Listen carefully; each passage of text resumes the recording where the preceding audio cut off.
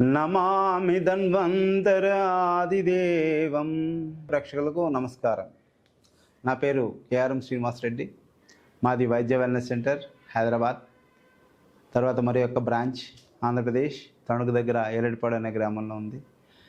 నేను ఎండి న్యాచురోపతి, ఎండిఏఎం, తర్వాత ఎండి కైరో, ఎండి ఆక్యుపెంచర్ చేశాను. ఈ రోజున మన సమాజంలో చాలామంది ఫేస్ చేసినటువంటి ప్రధాన సమస్య ఏవిఎన్ అంటే మన తుంటి నొప్పి. ఈ తుంటి నొప్పిని మనం అవాస్క్యులర్ నెక్రోసిస్ అని అంటారు ఇంగ్లీష్లో. ఇది హిప్ జాయింట్ అంటే ఈ ఫిమర్ టాప్ ఉన్న ఈ జాయింట్, ఈ బాల్ని మనం ఏవిఎన్ అంటాం. ఈ రోజుల్లో మనం ఎక్కువగా దీన్ని చూస్తూ ఉన్నాం. ఈ సమస్య ఈ బాల్ దగ్గర ఈ జాయింట్ వాళ్ళకి తిరక్క, పెల్విస్ దగ్గర వాళ్ళు సరిగా అడిగేయలేక బలవంతంగా నడవడం అనేది మనం చూస్తూ ఉంటాం. దీన్ని మనం హిప్ పెయిన్, ఏవిఎన్ అని ఇంగ్లీష్లో అంటూ ఉంటాం.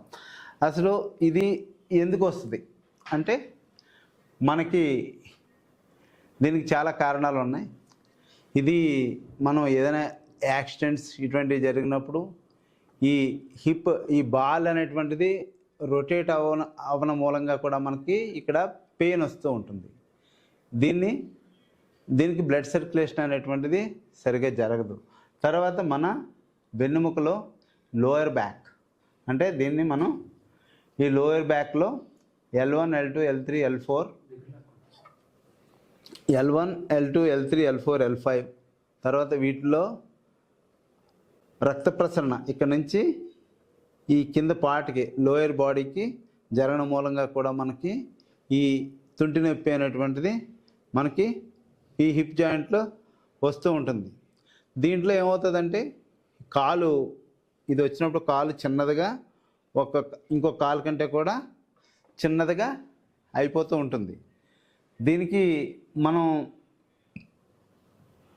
ఏ రకమైనటువంటి ఆపరేషన్ లేకుండా మనం దీన్ని మొబిలైజ్ చేయొచ్చు. అంటే దీన్ని మంచి కైరోప్రాక్టర్ దగ్గరికి వెళ్ళి దీని ద్వారా కూడా దీన్ని ఏ రకమైన ఆపరేషన్ మందులు వాడక్కర్ లేకుండా దీన్ని మనం మొబిలైజ్ చేయొచ్చు.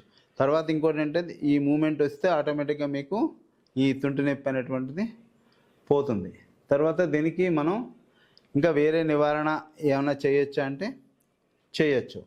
దీనికి మనం అతిబల ఆకులు కషాయం అనేటువంటిది నర్వ్ సిస్టమ్ మీద అతిబల అనేటువంటిది చాలా బాగా పనిచేస్తుంది. అందుచేత మనం 7-8 అతిబల ఆకుల్ని తీసుకుని ఒక 2 గ్లాసుల నీళ్లు పోసి ఒక గ్లాస్ అయ్యేదాకా దాన్ని మరగ్గాసి దాన్ని తాగడం మూలంగా ఈ తుంటి నొప్పిని నివారించవచ్చు.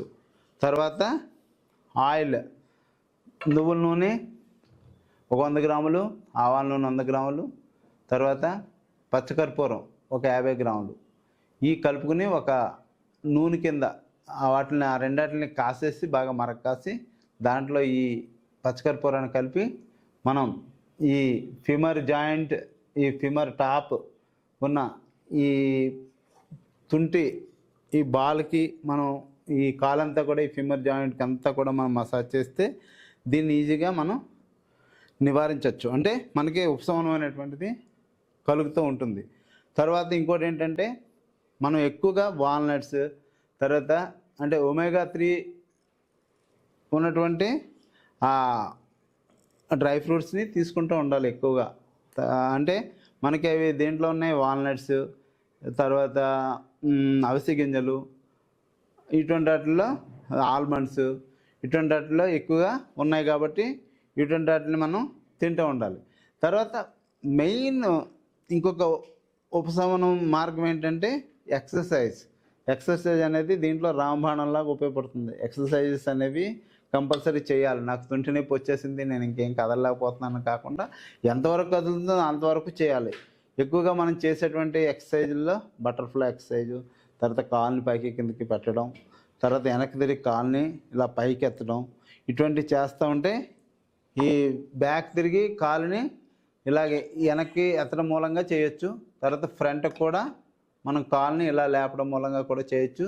తర్వాత బటర్ఫ్లై ఎక్సర్సైజ్లు కూడా చేయొచ్చు. అంటే 2 పాదాలని దగ్గర తీసుకుని మోకాళ్ళ నుంచి బటర్ఫ్లైలా కూడా చేయొచ్చు. ఇటువంటి ఎక్సర్సైజ్ చేయడం మూలంగా మనం దీన్ని నివారించవచ్చు. దీని యొక్క బారి నుంచి మనం ఉపశమనాన్ని పొందవచ్చు ఆపరేషన్ లేకుండా. తర్వాత మనం దీని గురించి కొన్ని పాయింట్స్ అంటే ఆక్యుప్రెషర్ పాయింట్స్ కూడా మనం తెలుసుకుందాం. మనకి హిప్ పెయిన్ ఎక్కువగా వస్తున్నప్పుడు మీడియల్ మెల్యులస్ ఈ ఏరియాలో ఆయిల్ రాసి ఇట్లా ఒక 2 నిమిషాలు మనం బాగా టచ్ చేస్తూ ఉండాలి. ఈ ఏరియాలో చేస్తే మీడియల్ మెల్యులస్ దగ్గర మనం తుంటి నొప్పి అంటే లోపల సైడ్ కూడా మనకి తుంటి నొప్పి అనేది వస్తూ ఉంటుంది.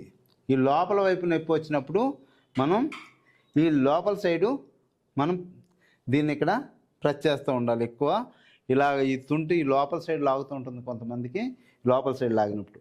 అలా కాకుండా బయట సైడ్ సయాటికా కానీ లేకపోతే ఈ బయట ఈ ఏవియానికి సంబంధించి తుంటి నొప్పి వస్తున్నప్పుడు లేటర్ మెల్యులస్ అంటే నేను ఇక్కడ చూపిస్తున్నాను మీకు. లేటర్ మెల్యులస్ ఈ